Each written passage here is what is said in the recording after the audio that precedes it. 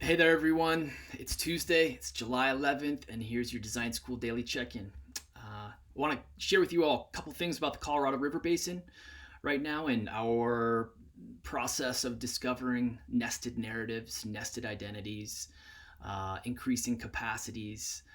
Basically, we're trying to create a support structure for collaboration amongst bioregional leaders across the basin. And today, a few of us are going to be meeting with a couple of people from Australia who actually facilitate story of place discovery processes in communities for a living. So I'm really excited to hear their perspective on a number of things. Excited to hear about their overall facilitation process, the structures that they bring in. Hopefully, we can bring some insights and some lessons and some of that structure to bioregional and community leaders in the design school and across the Colorado River Basin. Maybe we'll get to hear a few anecdotes around newly formed connections that communities are sharing with their landscapes. All of this, is teaching us how to better think and feel as the earth. I think that's the best way to frame this. I'm also excited to share with them a little bit about what we're doing and hear their reaction given their experience. I might say a little bit on the process of bioregional activation, how we move across landscapes, sort of stimulating bioregional dialogue, holding council with bioregional community leaders, and then following up with support and scaffolding to enable deep collaboration with neighboring bioregions.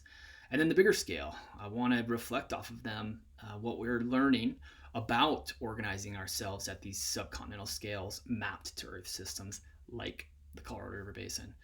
And I'm just excited to hear how people with a depth of experience with story of place can offer guidance to all that. I also want to mention that the Colorado River Basin has basically two unfolding processes in parallel that are very intermingled. The first is this process of discovering and increasing awareness of our stories of place in a nested way that I just mentioned. And then the second is this effort to bring resources and coherence to bioregional learning strategies that are already in process.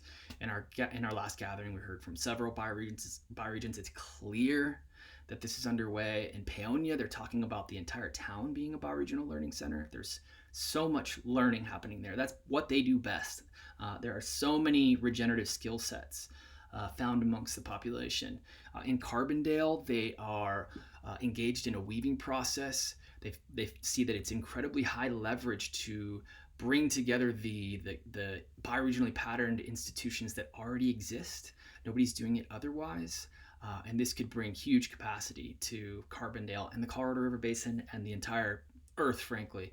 And then in Mexicali, they're in the process of assessing 4 different properties for a location for their bioregional learning center. There's a couple people who are working almost full time to weave projects together to instill this regenerative consciousness. And then in Superior, they've been getting together for years now in a community hub, offering people connection and support. And they're finding that it's a great way to then bring in bioregional learning when the community is already formed. So some interesting patterns around how to form bioregional learning centers coming from Superior.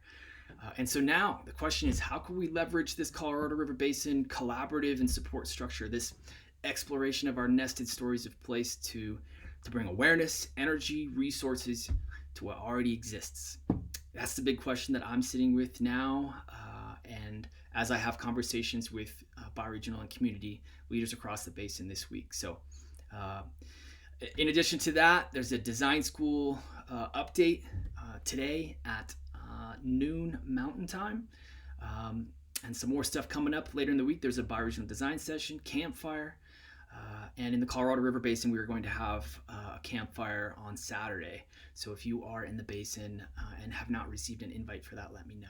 And I will leave this update there, and I hope you all are having a good week.